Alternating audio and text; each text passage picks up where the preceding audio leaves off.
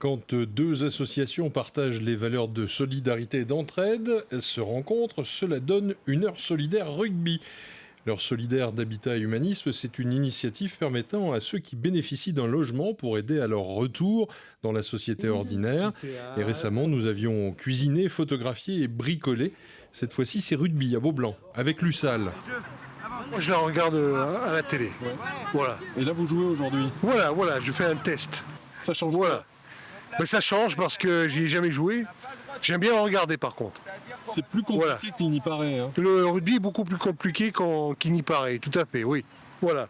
On est ensemble. Donc je vous laisse. Merci. Des valeurs de solidarité, de bénévolat, très souvent pour une bonne partie aussi, puisque dans le sport, il y a aussi beaucoup de bénévoles. Voilà, donc tout à fait des valeurs qui nous rapprochent naturellement. Il y a des passerelles, c'est vrai que le rugby c'est un sport collectif.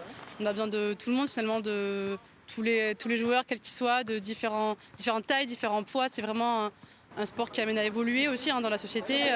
Les enfants qui sont à l'école de rugby, toutes les semaines, ils apprennent beaucoup dans ce sport. Et ça apporte vraiment des valeurs d'entraide, de solidarité également. Donc c'est vraiment un beau sport. Et c'est vrai qu'avec Habitat Humanisme, on collabore sur ce premier événement qui est l'occasion aussi aux résidents de pouvoir découvrir le rugby fauteuil. C'est assez intéressant comme initiative. Aussi de faire découvrir notre sport qui n'est pas très connu. Donc voilà, c'est un tout. Un peu de convivialité, de découverte et de plaisir. Après, tout dépend ce qu'on recherche. Hein. C'est sûr que dès qu'on rentre dans la compétition, on a envie de résultats, mais à la base, c'est du plaisir. Voilà, c'est ce qu'on essaye de faire nous aussi dans notre section rugby fauteuil. On a des joueurs qui viennent pas spécialement pour non plus gagner toutes les compétitions, mais voilà, faire du bien et physiquement se défouler aussi, voilà, plein de choses. Il faut qu'entre vous ou l'autre équipe, ils fassent 5 passes dans l'équipe sans que les autres les empêchent de faire tomber le ballon ou interceptent le ballon. Donc il faut leur rentrer un peu dedans. Hein. Allez dedans. La balle, ça a l'air d'aller. C'est le fauteuil qui est difficile à manier là. Oui, mais je vais m'habituer. Pour se reconstruire, il faut à la fois être sécurisé, mais aussi il faut être ouvert sur l'extérieur.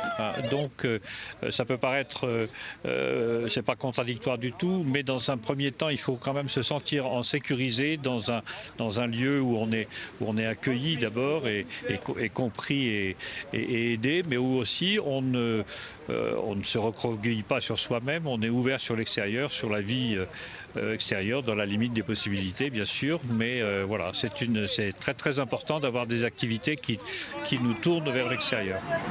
Ah, loupé, dommage.